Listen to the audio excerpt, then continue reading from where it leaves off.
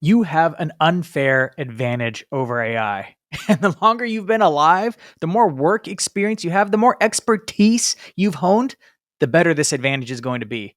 Now, before I dive into it, I got to say that Simon Sinek had it right when he said people don't buy what you do, they buy why you do it. The problem with that phrase is your why often gets lost in a sea of different motivations you have for doing what you do, because people don't buy your why because you want to earn more money, but there are other whys hidden within you that can set you apart from AI, your competition, that nobody else will ever be able to copy. And it's around your core values. In this episode, we want to give you a map to clarify what you believe, why you believe it, and how to communicate it in such a way that it repels the wrong clients that aren't going to work well with you and attracts the right clients that are going to be the best fit for you and your business. So, welcome back to the AI Driven Marketer. I'm Dan Sanchez. I'm joined by my co-host, Ken Freire. Yo. What's up, bro? And we're continuing on in the series of Pod to Book around the topic of Own the Show, which is our guide for how to become an authority in the topic of your expertise in the age of AI. But today, we want to unpack those core values, because while this kind of seems like a kind of a mushy area, it's something that is your unfair advantage when everybody is going to be sounding good. Everybody is going to be sounding like they have something awesome to say. Yesterday, we talked about authenticity and the importance of showing up in a unique way based on those values. But today, we're giving the practical roadmap. Now, Ken, you've been talking about core values and helping people discover their values for years now. Like, this has been a thing for you for a while. And I want to kick it off. Like, how did this become a thing for you? Like, tell me the story of how this became an important part of what you do. Yeah, so I was about 19 years old, and man, I just had no idea what to do with my life. I was going to college and I was like, is this the degree I want to do? And I just wrestled a lot, like, what am I designed to do? What am I called to do? And I tried a lot of different things and I just couldn't figure it out. And part of it was I had this false belief that I was only called to do one thing for the rest of my life. Right. And I was just stuck at it. And if I don't find that one thing that brings me joy and peace and satisfaction right away, I'd be done for. So I had to stop and say, like, well, what if I was actually designed a certain way? And I believe this for all of us, that we have these innate values within us that when we walk out those values, man, there's so many different things we could do to find fulfillment and actually live a God-given, purpose-driven life. And when I started doing that, man, all of a sudden I felt the freedom to actually live life. And the shackles that I felt constrained on of like, well, what if I do this? Or what if I don't do this? Just kind of went away. And I felt a lot more freedom to just kind of say, oh, I'm going to go try that because it's the way I'm wired, or it's the way that I perceive life to go. So I'm gonna go do that. I kind of say it as like a filter, right? Yeah. There's so many paths you can take, but when you're clear on your values, it really eliminates a lot of options. Yep. Right. And I think we all have, like, what is it called? Decision paralysis, right? Like, there's just so many choices you need to make, little choices, medium choices, big life choices. And your values really bring a lot of clarity. So it's kind of a helpful thing for life. And it was a helpful thing to you. So when did you start teaching it as a thing to help other people find it? Yeah. So probably in my early 20s, I would say around 23 or 25. I can't remember the exact day. I just remember there was people, like, we both were working at a nonprofit doing leadership development. And there were people who just came into the program who started having the same similar questions that I did. And I was like, I remember struggling with that. So I just started teaching them, like, hey, this is what I did. And then I started to formalize it. I started to read on it. And then when I started to do my master's degree, it became a lot more clear that, man, I just love helping people figure out what they're called to do. And I started coming up with a lot of different frameworks. This one was one that I actually learned at my church and I've modified ever since. They were kind of the first seed of it. And then I was like, well, how do we expand this for people in all different seasons of life? Not just college age students, but people out of the workforce or people who are getting ready to retire. How can this still apply to everyone? So what is the process you've been walking for? I know you've refined it over time. And now you have like a clear step-by-step process that you've been using for years now and have made modifications to. How do you walk people through? Because it's one of those things, it's like it's hard to sit down and be like, what do I value? Well, I value love. How do you not value love? How do you not value you look at a bunch of things, you're kind of like, yeah, but which ones are the most important? It can be a draining kind of exercise, but then how do you make it easy for people to figure out like what are the things that actually matter the most to me? Yeah. Well, I think first of all, most people don't actually stop and ever think about it because one, their life is too busy, and two, it can feel really overwhelming. But if you take enough time to pause and say, hey, there's a way, a framework to understand stuff, it becomes a lot easier, is the way I like to think about it, not like super easy. But first, I want to talk about why core values matter, right? Because I think we hit on it, but it's really important in this discussion. And it's going to help you figure out what those core values are if you understand why they matter. Number one, I think it's because it helps you make decisions really clearly, right? Like if you don't know what you believe and why you believe it's really hard, right? And then the other one is that core values ultimately guide you, I believe, to love others better. If you're not loving other people better, man, your core values are out of whack, and there's something that needs to change. So Yeah, those two things really help me to understand that. So let me do a deep dive on what core values are and what core values are not, because that's going to also, the definition of that is going to help that'll with it. help. So, what core values are? I think that they are convictions, first and foremost. This isn't just a preference. This is like true convictions that you're like, if everything hits the fan, I'm still going to believe this, Yeah. right? It's your guiding star. The second one, that you're actually living them out. They're not theoretical. Meaning, like, I get a great example. A lot of times people are like, oh, I value health. But when you look at what they eat and how they live their life, I'm like, I don't know if health is the one that they value. So it's got to be a lived out thing. And the other one is that I actually think core values are revealed over time. Mhm. As you discover more of who you are and how you're designed, that's going to help. And then what they are not is really important too. I like to look at the positives and negatives. The negatives is that they're not personality traits. Okay. Core values are not personality, like, oh, I'm outgoing, so that defines who I am. Like, no, that's not it. And they're also not aspirational fantasies. Like, hey, I one day want to be a Navy SEAL, right? Like, you may have a Navy SEAL mindset, but it's not a fantasy, right? And it's also not circumstantial, meaning that, oh, well, just because I'm in this situation today, this is how I make this decision. Man, we all do that in life, but that's not a core value. It has to be something that sticks no matter what. So as you look through those, and even as I reflect on what you're saying a core value is, why it's important, gosh, it reminds me of people that I know that have strong core values. And again, it's one of those things where people's values either repel you or attract you. And I think one of the people that attracted me the most was James Carberry.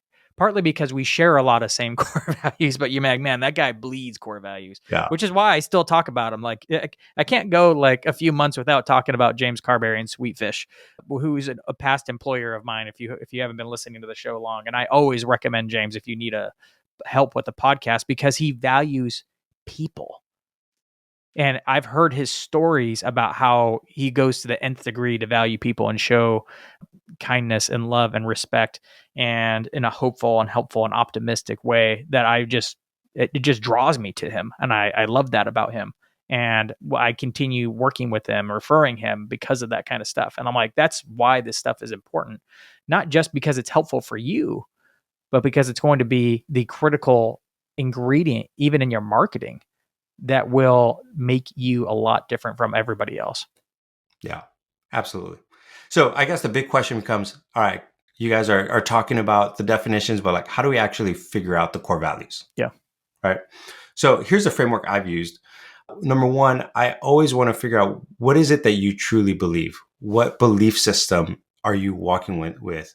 Now, Dan, you and I are both Christians, so a lot of our belief structure comes from that.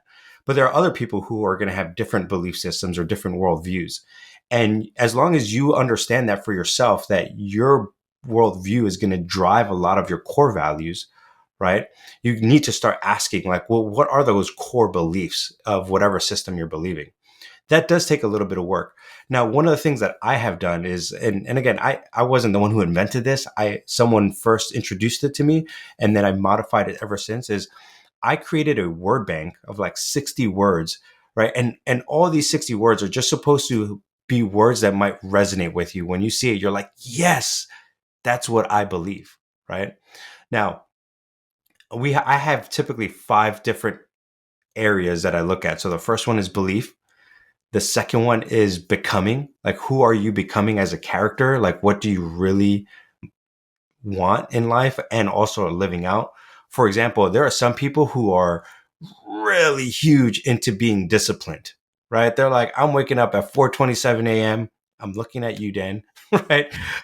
And their core values, they have a disciplined lifestyle. I'm like, I'll wake up at 5:58 in the morning. You know what? Like, how the latest I can go. I'm not. I would say I'm somewhat disciplined, but not the most disciplined person.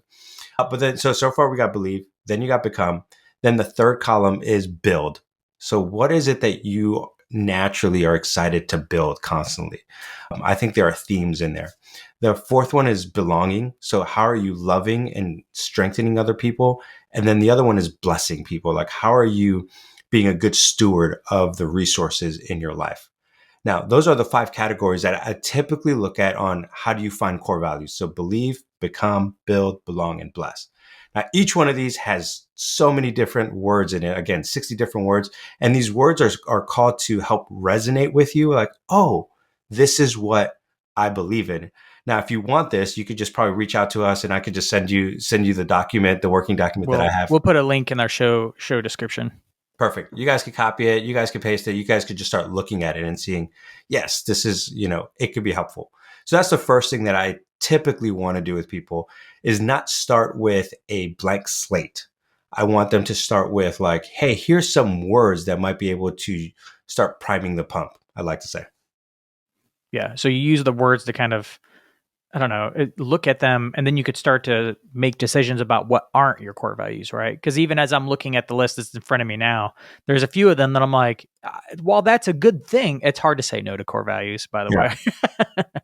You're like, well, I don't know if empathy is my top one, even though I value empathy. Empathy is a great thing. I just know it's not the thing that I lean on hard. Yeah. It almost sounds like a sin to say that, but it's just going to be true. You have to let go of some that aren't your core values because you lean more into discipline or something like that. So this is a good start. Maybe we find a few of these and we're like, yep, these are the ones. How many do you recommend that we hone in on? Well, if I was actually like doing a workshop with people and walking them through it, I typically start with like, hey, pick in each column, pick 3 to 5 in each column, just to start with. Okay. Yep, there's 5 columns. Okay. Yeah, there's 5 columns. So you'll walk away with 15, right? Or 25 at the beginning. You're going to whittle that down to 5. It's really hard to try to get to 5, but like we try to say, do 5. I know some people are going to try to push 10. The reason I say 5 is because there are going to be times in your life when you're faced with really hard decisions and you realize that if you really process what's going on in your heart and mind, you're actually wrestling and competing with one of your core values. And if you're not like cognizant of that, it's like, oh, okay, that's why you keep wrestling and you have decision fatigue. So that's why I'm always like, what are the top 5 that you're constantly wrestling through? And that's going to be more helpful than trying to say 10 because decision fatigue will come back faster if you do that. Okay. So the word bank section was step 1. What's step 2? Yeah. The second step is kind of what I like to call a story reflection. So this is where you start to actually, these are open-ended questions where we're trying to reveal or uncover what are the things in your own life that show that these values are actually showing up. Okay. So for example, I might ask you a question like, tell a story of a time you acted courageously or took a step of faith. Right. I just want to see what happened, which value showed up. And again, what we're trying to do is now that we have these word banks, this word bank, and you've circled a couple of them and you're like, yeah, these are the 25. Are they actually showing up in your life? So we're kind of taking a historical point in time. Another question might be, tell me of a time you prioritized a person or mission, even when it cost you something. So again, values, you are willing to sacrifice certain things, right? And I'm not talking about like you're sacrificing your family. I'm talking about sacrificing smaller things. You're like, yeah, I'm willing to sacrifice some sleep because I value this thing or whatever that thing is, right? Or another question that I like to talk about is, tell me a time when you felt fully alive when you were doing something, where you were just like, man, this really matters. I'm willing to do this, and you're excited to do it. These questions are there to help you reveal what are the things that you're really passionate about. I'll give you a great example. My wife and I, Dan's known my wife longer than I have known my wife, actually. But like one of her core values is like adventure. She loves adventure, right? So when you look at our lives and the way we set up our family structure, there's always some sort of activity, some sort of adventurous thing that we're trying to do with our kids, because that's just naturally who my wife is. So like if I ask her, hey, what's the last fun thing we did with our kids? Boom, she could tell you right away. And that's just natural for her. So it's those things that you kind of want to find. You don't, when you're asking these questions, it doesn't want to be something you're like pondering that the existence of and meaning of life. It should be something that comes right off the top of your mind. You're like, oh, I love this, or I love doing this, or this is what I'm passionate about. I remember I did this a number of years ago, and the three core values that have come to me over and over again, and in different phrases in different ways, but then I boiled it down to three. I finally got it down to three because I couldn't, five was just too many for me. It was hard for me to remember. And then I simplified it and turned it into a little acronym, of course, because that's what marketers do. But it was helpful, humble, and optimistic. And those have been guiding principles, not just for me in my life, but also for the way I behave online, the way my content comes across. I have to pull myself back in the comments on LinkedIn from going, throwing a haymaker in the comments, because I'm like, Dan, be humble. You value, ask a question. Don't throw the haymaker. But it all summarizes up into humble, helpful, optimistic is H2O. So I'm like, be like water. You would do that. I didn't even know that. Yeah. And it's funny because I'm all about, we were talking about this yesterday. I'm all about being a person of truth. I am like, in some ways, I'm very black and white. And Dan's like, there's some gray there, right? Yeah. But I also value grace, like being very gracious to people. So there are sometimes I just want to go like full tilt and just like blast someone. And I'm like, is that being gracious right now? Yeah. And it's not. So then I have to hold myself back. Those are two core values that I hold. And sometimes they're in tension, right? Like which one and how do I be gracious, truthful and gracious at the same time? It's really hard. Sometimes I do a good job. Sometimes I don't. I could see a lot of overlap there, but that's not the end of your process. There's a third step. So how do people walk through the third step of using all these things to clarify what their beliefs are, what their values actually are? Yeah. Then I like to take what's called a reality audit. And in this, what we're trying to look at is, where's your time, your money, your energy, and even your fears, where are they going? Right? Because I think all four of those things reveal what you truly value. So for example, if I were to sit down with you, I want you to take the next 90 days or whatever and say, hey, what did you do with your time? What are you consistently protecting, or what always made it on the calendar? Right. So again, I'm just going to go back to, if you're saying, hey, I value health, and all of a sudden I look at your calendar for 90 days and you're like, well, you've never worked out once. Like this is where the truth value of mine comes in, right? I want to kind of come in hard. I'm like, do you really value that? Now, gracious side would be like, well, hey, how could we add that and prioritize that, right? Like there's a diplomatic way of saying it. Money, where's your money going, right? There's a lot of things that you say you value.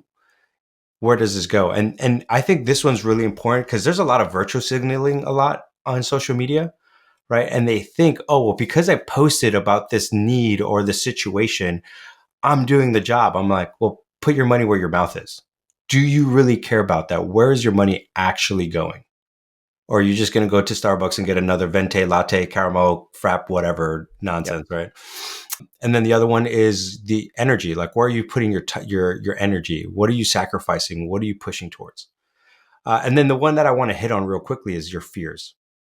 I think a lot of times we avoid the things that we truly, truly care about. because we're afraid of what we might lose, right? So another way to ask is like, what values are you trying to protect? Hmm.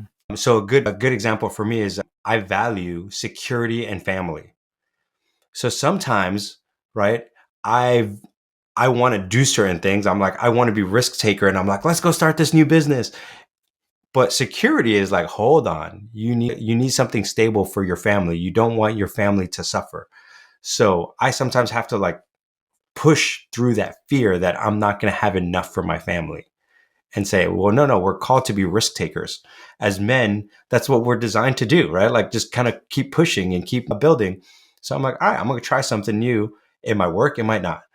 But those are the kind of, I want people to look at their life and do an audit. Because if you don't do an audit, you won't be able to see where you might be falling or what core values actually there.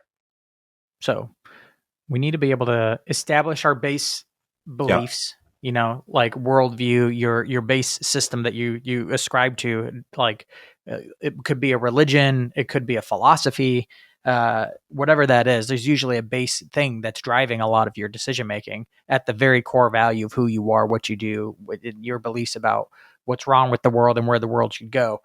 So there's that. Then there's taking inventory of a lot of different values that most people would say are things to value, right? Based on that worldview, whittling those down to a few select words, Yeah. five at the most. It could be less. And then you actually reflect on them and say, like, when has this been valuable? Ask yourself hard questions about them, and then you're taking an audit of your time and saying, when did it show up in the last 90 days? As like a final filter, a final test. So maybe they go from 5 down to 4 because they find that one, even though it's aspirational, isn't actually value, at least not currently. They could become one in the future. So how do they wrap this whole thing up? Yeah. Well, before we wrap it up, Dan, there is one thing that we could do is how do you use AI to find your core values? And you had a great Yes. insight before we're talking about AI, right? We're like, oh, how do you use AI? You had a great insight before we started recording. Yes. This can be exhausting work. If you've ever been to a workshop on even how to discover your core Oh, values, man, it can be like even this section of a half day. I went through one. You were working with Michael Hyatt, and he has a whole thing on this. But it can be tiring to think through it and think about the stories and do the audit. But there is a cheap hack we can use. But you have to have been using ChatGPT for a while. But believe it or not, if you've been having lots of conversations with ChatGPT for a period of time, maybe a year or more, it knows a lot about you and the questions you ask and the things you do. If you're brainstorming with it a lot and even sharing some life things with it, then it knows a lot.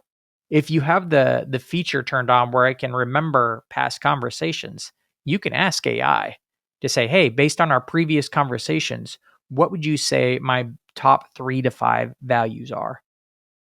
Now, it is very insightful. It will probably guess accurately. It will probably might not be the full list because you might not talk to about everything with ChatGPT, but it'll give you a pretty good running start, and then you can walk through the reflection and the audit with it to double check to see if it's actually showing up in your life. But it's a kind of a way to go through that word bank and kind of cut through, 80 out to 100 values really quick to surface some really fast because ChatGPT is pretty good at calling out those things in your life. Yeah.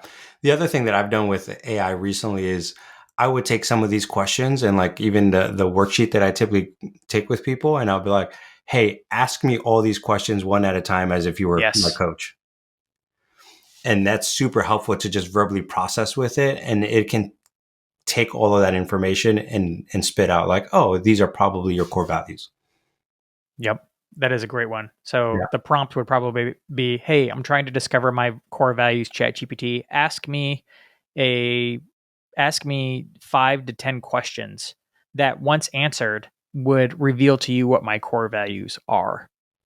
Yeah. That process would take some time because answering questions like that aren't easy. It's usually like, when was a time you've experienced adversity and what did you decide? How did you act on it? It's like, you're like, when was that? Yeah. But that'll be probably great way to reveal what some of those values are. It probably, I'm guessing, a 20, 30-minute activity to answer those questions. Yeah. And that's for someone who can think on their feet. What Yeah. I have found a lot of times you ask those hard questions, they're like, I don't know. And they stop. That's why I think the word bank is really important Mm-hmm. because it just primes the pump a little bit where they're like, oh, I do. This resonates with me more than the other ones. It doesn't have to be the end all be all, but it just resonates a little bit more. So let's wrap it up. As we start talking about all this stuff, the last thing that you want to do is refine them and have alignment, right? So if you are doing the word bank, then you have reflection, then you're doing an audit. What you want to do is you'll notice in some of those things that there might be some other core values that show up, right? That you're like, oh, I forgot about that one, or there's going to be overlap. The more overlap, the better, right? But what you need to do now is start to say, for the ones that don't overlap, where do they actually rank, right? So a couple questions that I like to ask is which one of these feel core to how I believe God designed me, right? Or which ones show up in multiple seasons of my life? Or again, the two more questions that I like to ask is like which ones reflect conviction, not convenience. Like it's truly like I'm willing to do this. And the last one, this is kind of like the haymaker question I like to ask, but it's like if I had to lose all of these core values but one, which one would I fight to keep? Right? It like forces you to actually ask the question like, yes, this is what I want.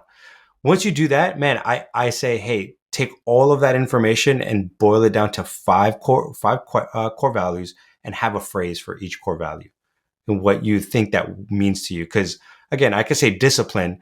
Discipline may mean something to me, what it may mean to you. And I'm not trying to say be subjective on the word, right? Like everything is whatever you mean, but you're having your own spin to it of what it is, right? Like health, for example. Some people may say healthy means I'm eating healthy food. And another one's like, no, I'm going to the gym six times a week, right?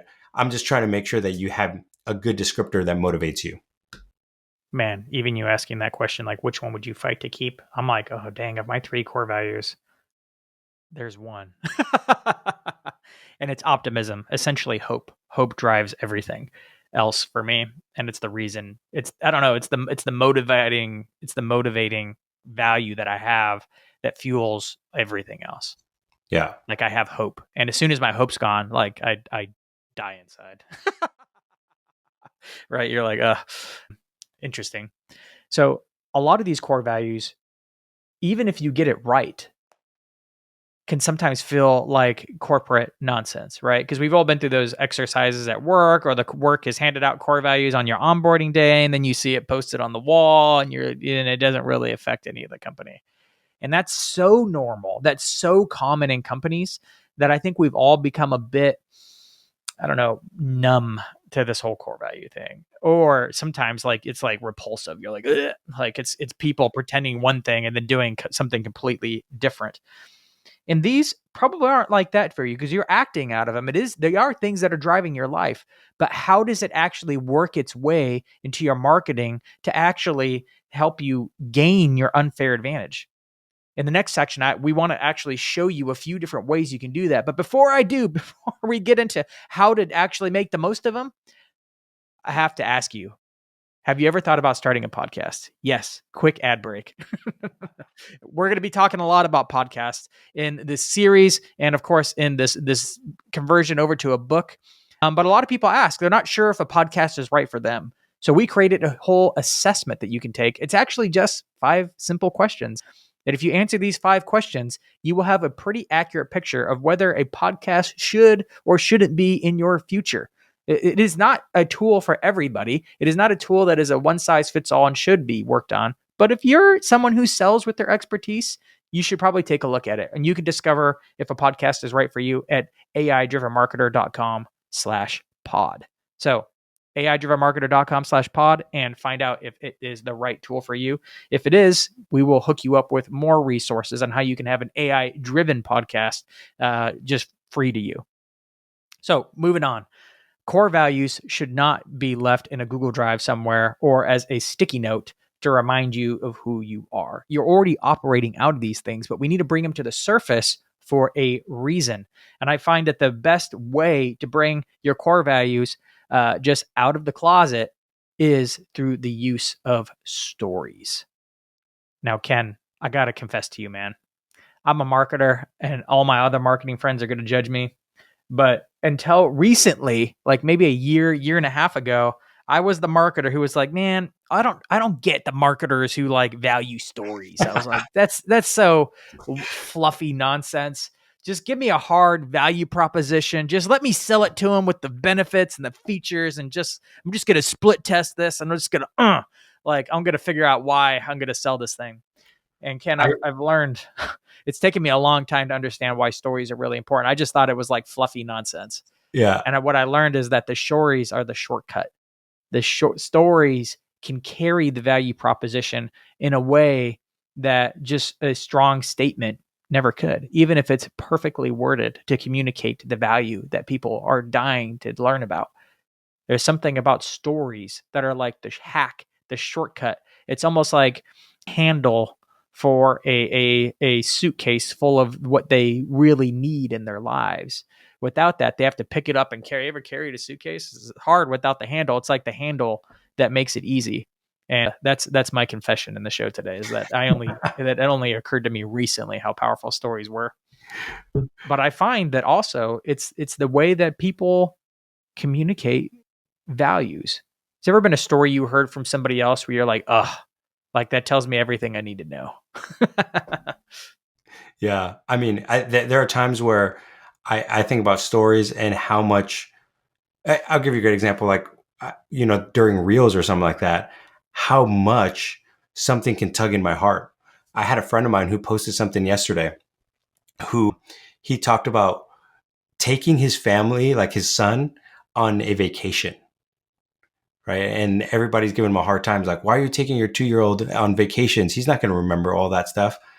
But then he said, you know what? He might not remember it, but I'll remember all the smiles he had. I'll remember when he saw this Disney character and how his face lit up.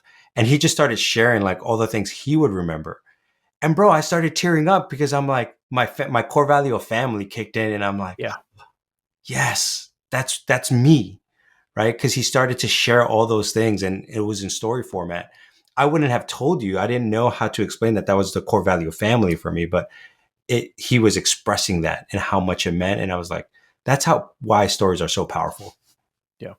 And I just like in the last podcast, I shared about that story of Jocko Willink and the pre-workout supplement that I bought, Yeah, right? Because I had heard his stories, and what his stories communicated to me was an intense focus on integrity.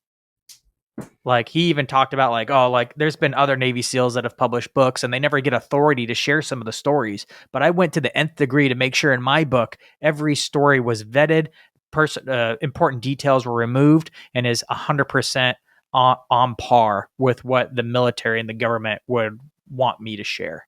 And I'm yeah, like, dang, because I've read quite a. I don't know.